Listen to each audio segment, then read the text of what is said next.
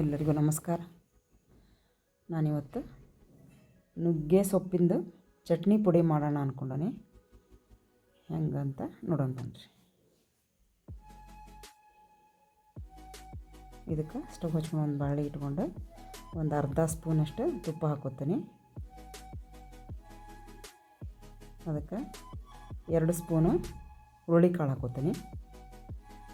ಯಾವುದೋ ಅಳತೆ, ನಿಮ್ದು ಯಾವುದು ಬೇಕೋ ಅಳತೆ. ನಾನೊಂದಿಗೆ ರೈಸ್ ನೀಡೋ ಚಮಚ ಇದೆ, ಇದರಲ್ಲೇ 2 ಚಮಚ ಹುರುಳಿಕಾಳು ಹಾಕ್ಕೊಂಡೀನಿ. ಇದನ್ನು ನೀಟಾಗಿ ಹುರ್ಕೋಬೇಕು. ಎಲ್ಲ ಹುರುಳಿಕಾಳು ಉಬ್ಬಬೇಕವು. ಉಬ್ಬಿದಾವು ಅವು ಹಂಗೆ ಉಬ್ಬಂಗೆ ಮೀಡಿಯಮ್ ಫ್ಲೇಮ್ನಾಗ ಹುರ್ಕೊಳ್ಳೋಣ. ಇದು ನೋಡಿರಿ, ಎಲ್ಲ ಹುರಿದತ್ತೀಗ ಉಬ್ಬೈತಿ. ಇನ್ನು ತಕ್ಕೊತೀನಿ.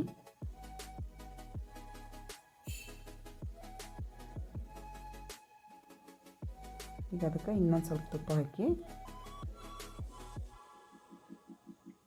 1 ಚಮಚ ಹೆಸರುಬೇಳೆ. ಇದು ಹೆಸರುಬೇಳೆ ಕಪ್ಪು ಏನೋ ಅನ್ಬೇಡ್ರಿ. ಇದನ್ನು ನಾನು ಮನ್ಯಾಗನೇ ಹೆಸರು ಕಾಳು ತೊಗೊಂಡು ನಾವು ಬೇಳೆ ಮಾಡಿಸ್ತೀನಿ. ಹಾಗಾಗಿ ಅದು ಸ್ವಲ್ಪ ಒಂದೊಂದು ಬೀಜ ಉಳ್ದೈತಿ. ಮತ್ತು 1 ಸ್ಪೂನ್ ಉದ್ದಿನಬೇಳೆ ಎರಡೂ ಸೇರಿಸಿ ಅದನ್ನು ಕೂಡ ಹುರ್ಕೊತೀನಿ.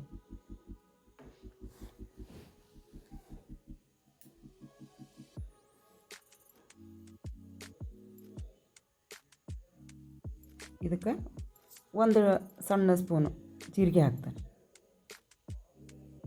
ಟೀ ಸ್ಪೂನ್ಲೆ 1 ಸ್ಪೂನು ಜೀರಿಗೆ ಹಾಕ್ತಾನೆ.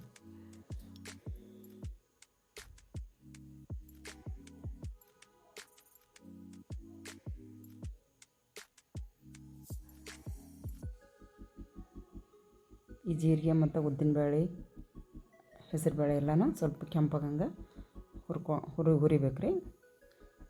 ಈಗ ಅದೊಂಚೂರು ಹುರಿದೈತಿ. ಈಗ ನಾನು 1 ಸ್ಪೂನು ಒಣ ಕೊಬ್ಬರಿ ತುರಿ ಹಾಕ್ಕೊತೀನಿ. ದೊಡ್ಡ ಸ್ಪೂನ್ಲೇನ 1 ಸ್ಪೂನ್ ಒಣ ಕೊಬ್ಬರಿ. ಇದನ್ನು ಕೂಡ ಹುರ್ಕೊಳ್ಳೋಣ.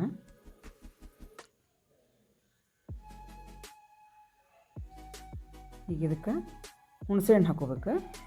ನಾನು ಇಷ್ಟು ಒಂದು ಬೋಟಿನಷ್ಟು ಹುಣಸೆಹಣ್ಣು ಸಣ್ಣ ತುಣುಕು ಮಾಡಿ ಅದನ್ನು ಕೂಡ ಹಾಕಿ ಹುರಿತೇನೆ.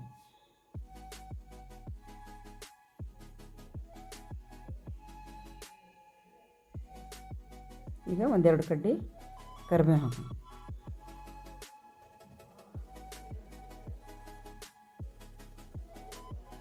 ಯಾವುದು ಹೊತ್ತದಂಗೆ ನೋಡ್ಕೋಬೇಕ್ರಿ. ನೋಡ್ರಿ, ಈ ಥರ ನೀಟಾಗಿ ಎಲ್ಲ ಹುರಿದತ್ತೀಗ. ಇದನ್ನು ತಗೋತೇನೆ ನಾನು. ಈಗ ಅದ ಬಾಳಿಗೆ ನಾನು ನುಗ್ಗೆ ಸೊಪ್ಪನ್ನ ರಾತ್ರಿನೇ ತೊಳೆದಿಟ್ಟಿದ್ದೆ. ಬೆಳಗ್ಗೆ ಅಂದ್ರೆ ಅದು ಕಡ್ಡಿ ಬಿಚ್ಚಾಕ ಅನುಕೂಲ ಆಗ್ತದೆ ಅಂಥೇಳಿ ತೊಗೊಂಡು ಅದನ್ನು ಕಡ್ಡಿ ಬಿಚ್ಚಿಸ್ಕೊಂಡು ಸಪ್ಪಷ್ಟು ಹಾಕ್ಕೊಂಡನಿ.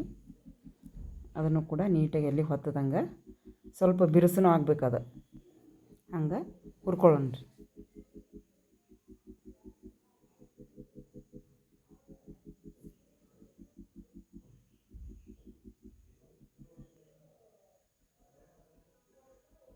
ನುಗ್ಗೆ ಸೊಪ್ಪು ಆರೋಗ್ಯಕ್ಕೆ ಭಾಳ ಚಲೋ ಇದೆ. ಈ ಶೇಂಗಾ ಚಟ್ನಿ, ಕಡಲೆ ಚಟ್ನಿ ತಿಂದೆಲ್ಲ ನಾವು ಟೇಸ್ಟ್ ಮಾಡಿರ್ತೀವಿ. ಇದೊಂದು ಹೊಸ ಟೇಸ್ಟ್. ನೀವು ಮನ್ಯಾಗ ಮಾಡಿರಿ. ಈಗ ಇದೆಲ್ಲನೂ ಬ್ಯಾಳೆ ಸೊಪ್ಪು ಎಲ್ಲ ತಣ್ಣಗೆ ಹಾಕ್ಬಿಡ್ಬೇಕು. ಪೂರ್ತಿ ತಣ್ಣಗಾಗಿಂದ ಇದನ್ನು ಮಿಕ್ಸರ್ ಮಾಡ್ಕೋಬೇಕು. ನಾ ಈಗ ಮೊದಲೇ ಕಾಳುಗಳನ್ನು, ಅದೇನು ಕೊಬ್ಬರಿ ಕಾಳು ಅವನ್ನೆಲ್ಲನೂ ನನಗೆ ಜಾರಿಗೆ ಹಾಕೋತೀನಿ. ಉದ್ದಿನಬೇಳೆ, ಹೆಸರುಬೇಳೆ,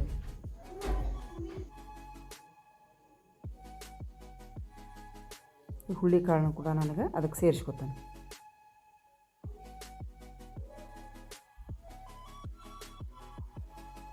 ಈಗ ಇದನ್ನು ಮಿಕ್ಸರ್ ಮಾಡ್ಕೊಂಬರೋಣ.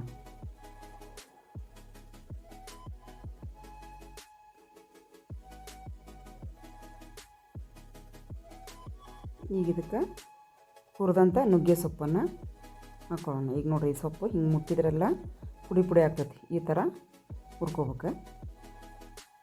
ಇದನ್ನು ಕೂಡ ನಾನು ಇದಕ್ಕೆ ಸೇರಿಸ್ತಾನೆ.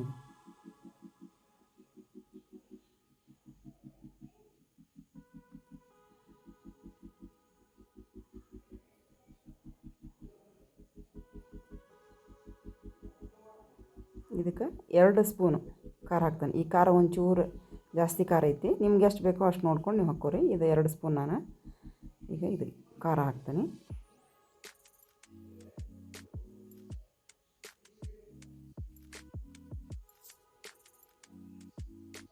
ಮತ್ತು ರುಚಿಗೆ ತಕ್ಕಷ್ಟು ಉಪ್ಪು ಹಾಕ್ತಾನೆ.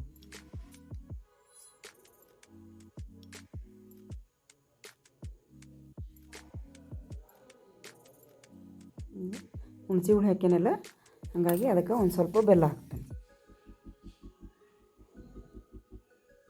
ಇದನ್ನೆಲ್ಲನೂ ಇನ್ನೊಂದು ಸಲ ಮಿಕ್ಸರ್ ಮಾಡ್ಕೊಂಬರೋಣ.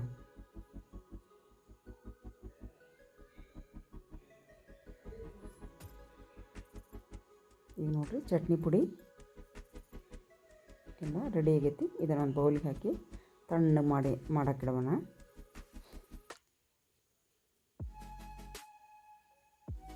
ಈ ಥರ ಬಂದ ಚಟ್ನಿ ಪುಡಿ ಮಸ್ತಾಗೈತಿ.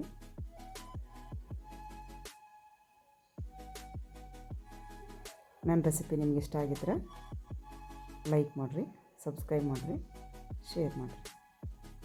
ಈಗ ಬಿಸಿ ಬಿಸಿ ಅನ್ನ ಮಾಡೀನಿ, ಅದರ ಜೊತೆಗೆ ಊಟ ಮಾಡೋಣ.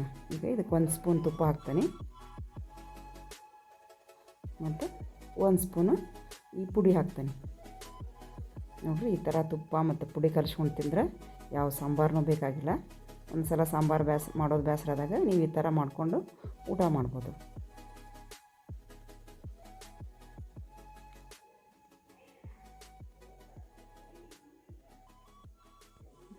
Thank you.